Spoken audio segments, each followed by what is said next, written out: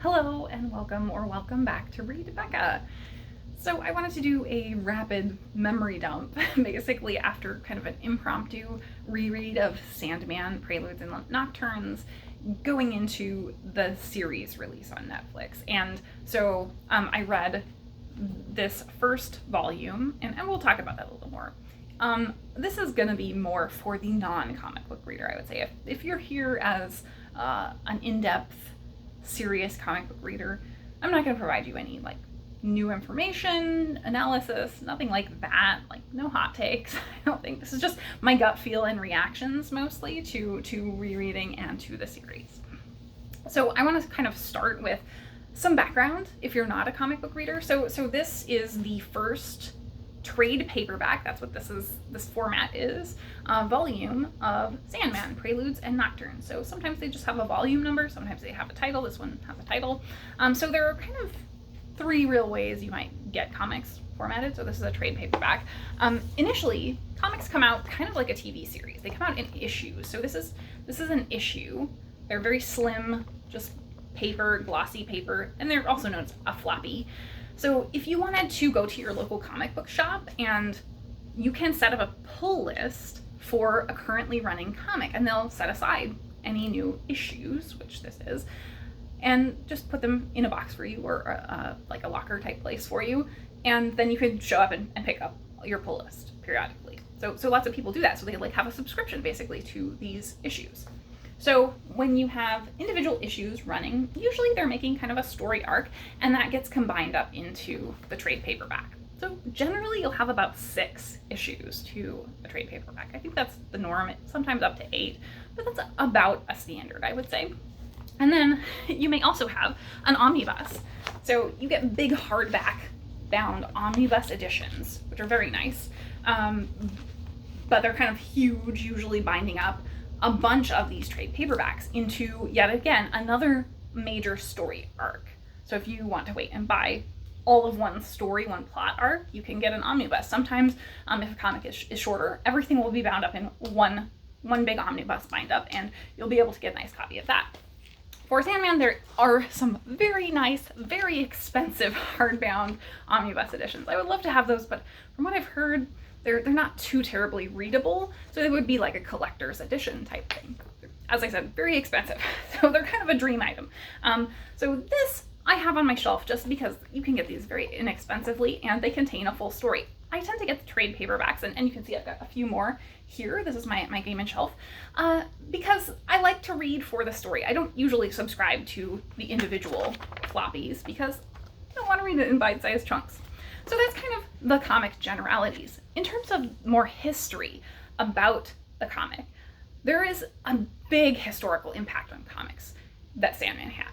I think Watchmen as well was around the same time, and they both were doing similar, very transgressive things to the genre of comics.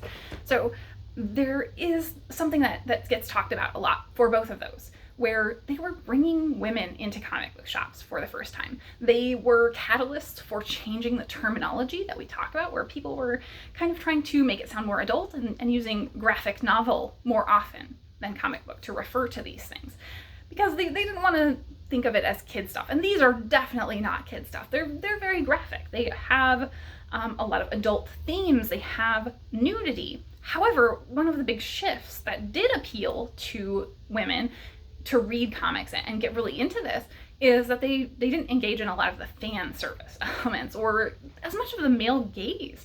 We don't see that as much here.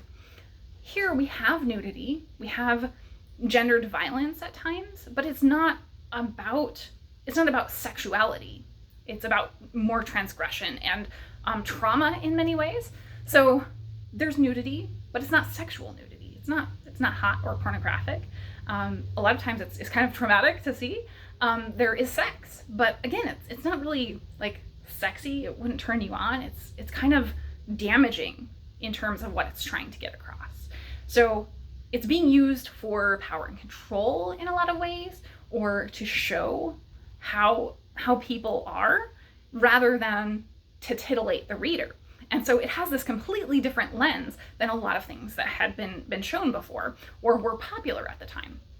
So it also kind of equalizes the characters. So I think that when we get into talking about show, we talk about gender being switched in terms of characters.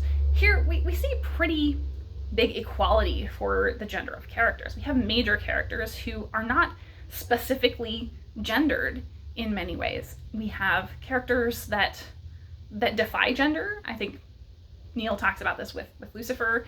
Other characters that maybe are ambiguous in terms of gender, or don't adhere to gender roles. Very certainly, we have a number of female characters that certainly don't adhere to gender roles throughout this series. And throughout the series as well, it's very much turning traditional comic book heroes on their head. So much like Watchmen, which was very literally taking on superheroes, Preludes and Nocturnes includes superheroes. It has literal big name superheroes. You have the Justice League, Batman. That is in here. You have those literally named characters. And Gaiman was playing out, looking at those characters in a different way than they had been portrayed before. So I think that's something that he does really, really well. And a lot of his stories are mythic fantasy. He takes these mythologized elements or biblical elements and transforms them throughout his books.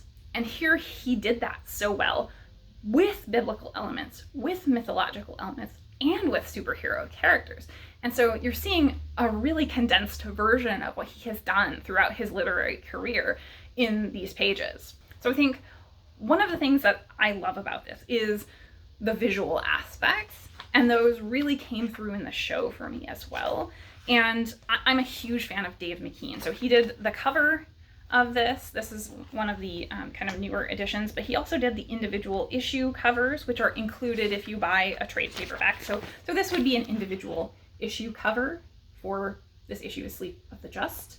And then the inside art for the actual comic is very different. However, what's even more important is that there's a massive contrast between the standard sections art, as you just saw, and the pages with Dream. So there's completely different palettes and different art styles. So this is Dream, or the Sandman, or Morpheus. So this is our kind of main character, and his sections are just completely glaringly different. Everything about how they're visually depicted is in contrast to what we're seeing from all of these other sequences of the story. So I think in the beginning of the story, we are seeing a jump through time up to present. At this time it was the 1980s, but we start in the significant past in the story, where we're kind of following this order who is trying to summon something, gain immortality, as they always are, and Dream is accidentally summoned and captured. And we follow his being imprisoned for decades, from the 1910s, I think, 1920s, all the way through the 1980s. And Dream is isolated. This order are constantly checking in every few years, trying to get him to comply and give them what they want. And they don't really know what they have. But so that's pretty much what the first issue is. And I wanted to go over that because that's pretty much what the first episode is of the series. So it seems, I've only watched the first 2 episodes, it seems they're going issue to episode pretty much so far. And I know the first season will cover the whole first trade paperback, which I have here, and then some of the second, I believe. So it's really interesting to see, and getting into, I guess, my series reflections are that for the first 2 episodes, I am absolutely adoring it. It's a very, very literal interpretation. It's a true adaptation of what is on the page being turned into a visual representation of that. In some cases, you're getting a very literal shot for shot of what's on the page in a single panel or a whole page sequence running out is what's depicted on the screen. In many other cases, you get a glimpse of something in the comic. And then in the show, you get a full 360 depiction of it, and it feels like exactly what you read in the comic. So this is really, really true to what is on the page from what I've seen so far. So I also really loved how they handled the characters. I I've watched a lot of the analysis from Neil prior, and so I trust him. He's someone I'm a huge fan of, and generally believe he cares about this work. So going in, I knew, you know, they changed race or gender for some of the characters, as I referred to earlier, and like the first one you run into is Lucien or Lucienne. And I immediately, it was the delivery of it completely put aside any worries, because this character, you only get a few panels, I think, of the character in the first issue. But on the screen, it is the character. It is exactly the mannerisms and the facial expressions are the character. Even though they've changed up the physical depiction of who this is, it makes so much sense that it is the character. There was a point later on where Cain and Abel are very good, like, bodily depictions, but the first scene they're in really threw me. I was like, this is not what we saw in the comic. However, they played it out over 3 separate split scenes and had interspersed other things in between. And once you get through those 3 scenes, I was like, oh yes, this is exactly the comic. This is dead on for those characters in the comic. So it started off putting me on the wrong foot, but it got there. It delivered the soul of those characters. So I just have to say, after viewing this and being completely engrossed, it was such a delight to have read the comic beforehand, because I could actually link those things and see how similar it was, like not just having the vibe or working from my memory. It is very extremely literal. So having it there to pull up side by side basically and see the immense closeness of individual shots was amazing. So just initially, I have to say, the adaptation is stunning. It's truly a transformation from page to screen, and it's a beautiful work to watch. It just is a feast for your eyes in terms of the costuming, the characterization, the performances of the actors are so good. The care that went into this is really, really apparent. And so I love that Neil was so involved. It makes that obvious. So I just am loving everything about this. I'm looking forward to getting further into the series here, as I'm looking to savor it. I want it to really, like, this is chef's kiss so good that I want to take my time with it and perhaps maybe come back and do a more speedy watch through again after. But I am just really loving this. So have you watched Sandman yet? Let me know, without spoilers, what you thought.